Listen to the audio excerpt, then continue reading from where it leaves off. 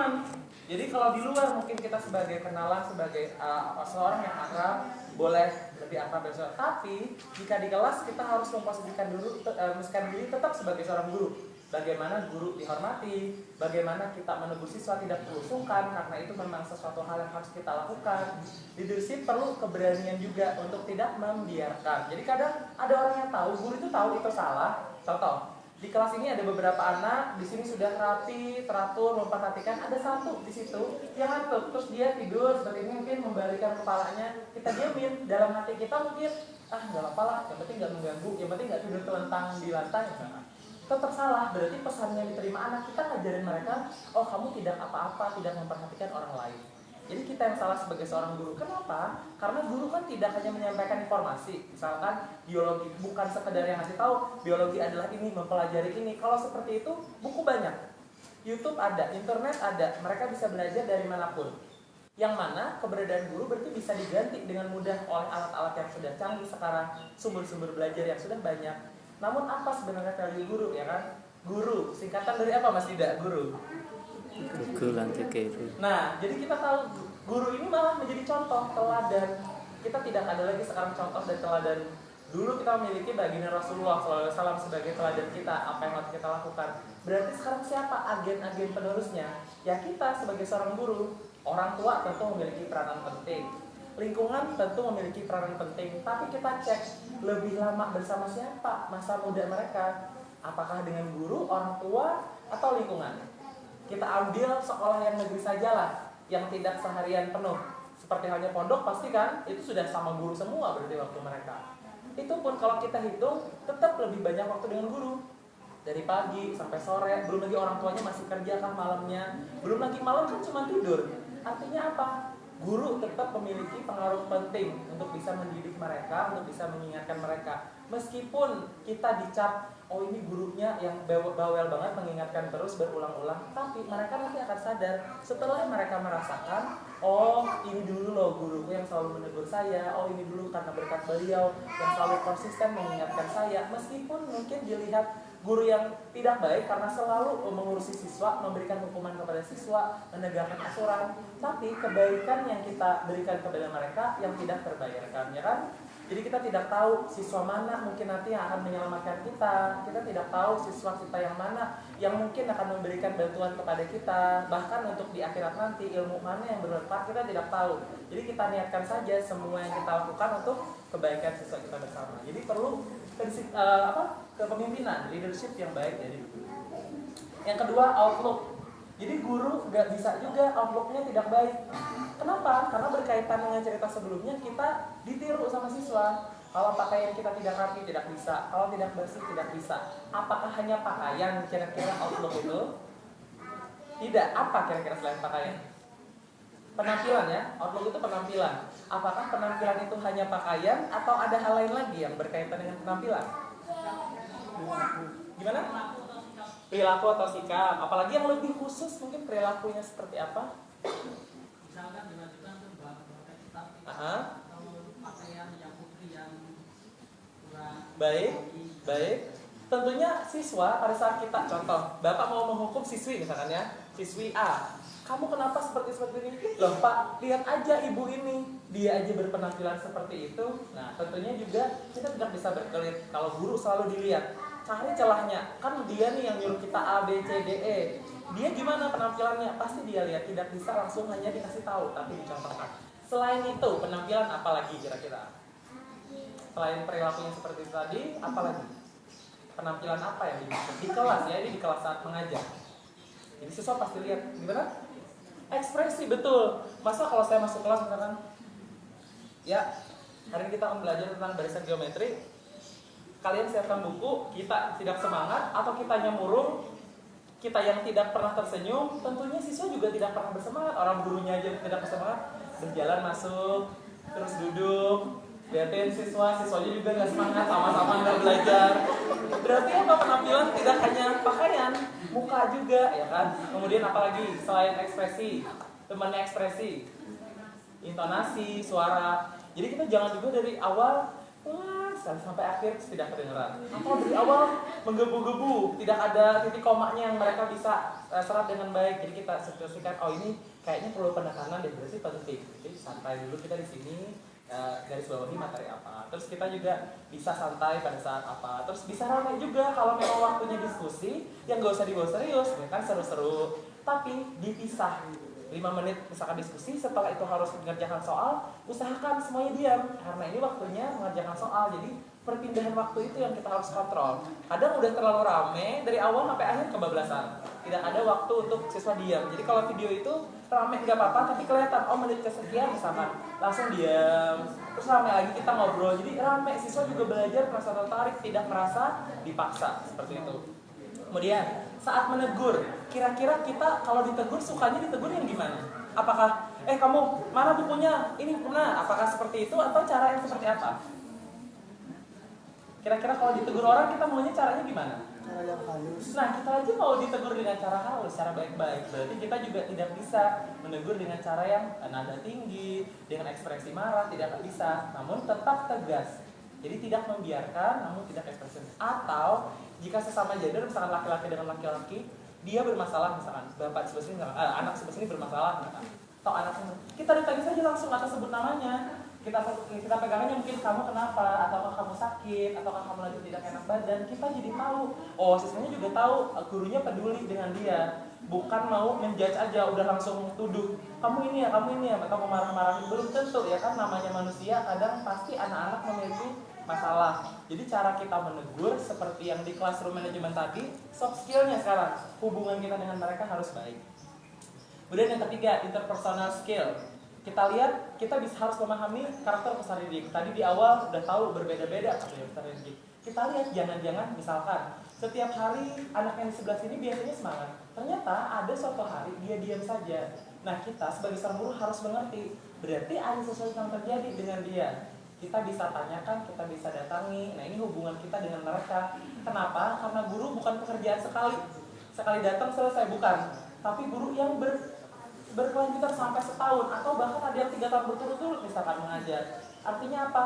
Hubungan baik harus dijaga, kepedulian kita harus dijaga, cara kita bertingkah laku dengan berhubungan dengan mereka harus dijaga. Tapi tetap ada batas-batasannya, karena kepemimpinan guru tetap penting. Nanti kita datang-datang mereka, pak, tos dulu, plak, kepala kita misalkan yang digeplakan sama tukang misalnya, main gimana? Tidak bisa juga seperti itu.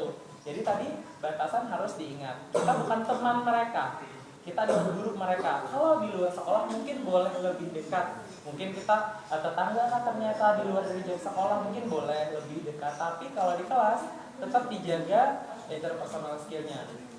Kemudian cleanliness dan tidiness, soft skillnya seperti apa sama? Cara kita menegur, cara kita menyampaikan, pentingnya kebersihan dan kerapihan kelas juga harus selalu dijaga dari awal sampai akhir. Bahkan di sekolah kami, karena kami sudah menerapkan TMF, di bagian akhir tadi ada yang namanya evaluasi ya Bapak Ibu.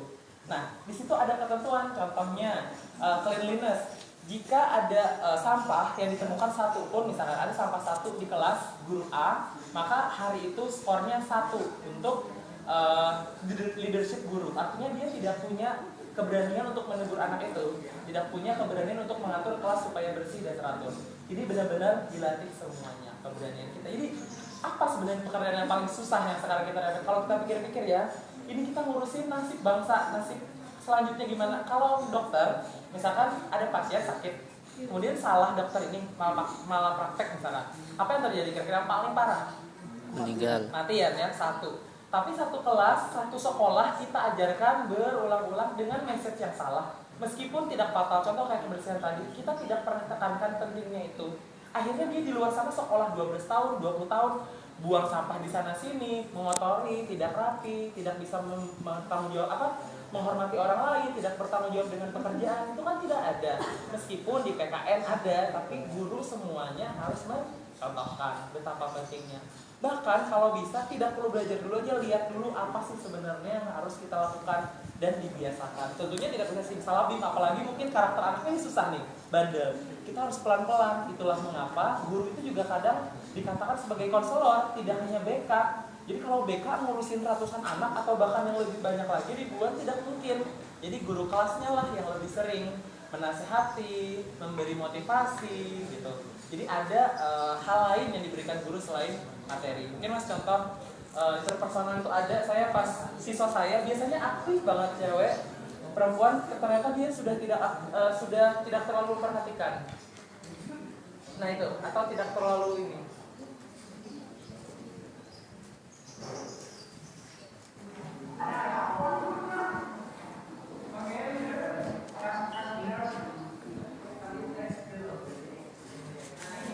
Oke, ini slide saya lagi menjelaskan ya, masih kondusif, masih menjelaskan. Kalau prosedur harus dijelaskan ya Bapak Ibu, tidak bisa semuanya.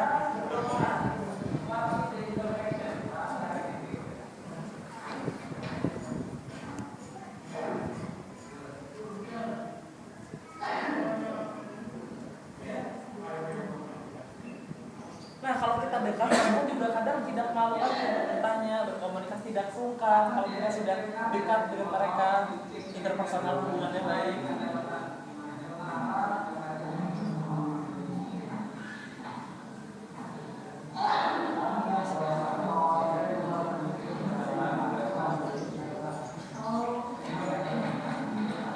Nah berinteraksi juga lebih gampang, mereka langsung bertanya, kita langsung bisa datengin, biarkan yang lain juga yang sudah bisa melanjutkan. Nah ini ada yang angkat tangan, saya nggak lihat. Nah ini juga bisa dievaluasi. Oh ternyata kadang sebagai seorang guru pas kita berbalik arah apa ada siswa yang tidak ada yang sedang melihat kita tidak sadar. Jadi teman saya itu ngajar panjang lebar, padahal dia menghadap ke sini, tapi ada yang satu yang nggak kelihatan itu, dia angkat tangan dan nggak bersuara sampai akhir pembelajaran. Akhirnya kami lihat, kata guru-guru mungkin feedbacknya karena anak ini juga jarang bertanya, dia mau bertanya, mungkin Bapak bisa mendatangi anak tersebut menanyakan, kamu kemarin nanya ya, maaf ya nggak ngelihat atau apa, dan kita perbaiki. Ternyata itu bisa menurunkan motivasi juga kalau mereka udah berkali-kali sesuai prosedur kan disuruh mengangkat tangan, ternyata kita tidak respon karena mungkin tidak memperhatikan kan. Kadang kita juga matanya melihat ke yang sebelah mana atau melihat ke berkeliling ke sebelah mana, itu juga. Satunya lagi Mas, yang kelas cewek saya ngerasa banget lagi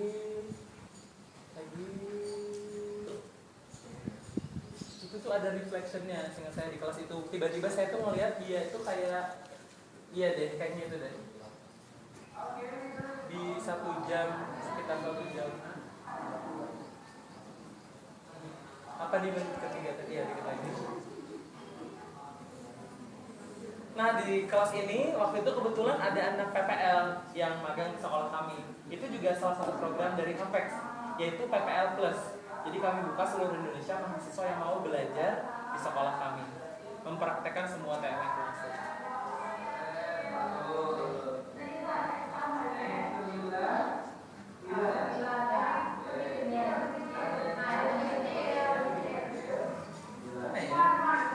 Jadi saya tuh refleks nanya, kamu kenapa? Saya karena kelihatan tidak seperti biasanya. Ternyata dia sakit, jadi saya tidak bisa langsung aktif. Kenapa kamu tadi tidak memperhatikan? Kenapa kamu tadi diam saja, tidak aktif, tidak apa? Ternyata dia sakit di hari itu. Jadi kita perlu interpersonal skill. Jadi siswa juga merasa, oh peduli ya guru saya menanyakan keadaan saya. Jangan-jangan mereka bermasalah. Next lagi kayaknya Mas, pas refleksi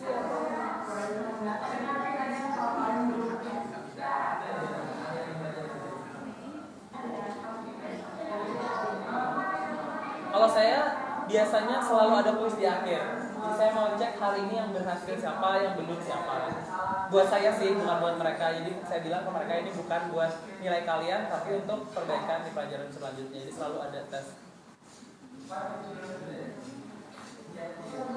Oh ini, kalau nggak salah di sebelah situ nggak kelihatan ya, ada situ.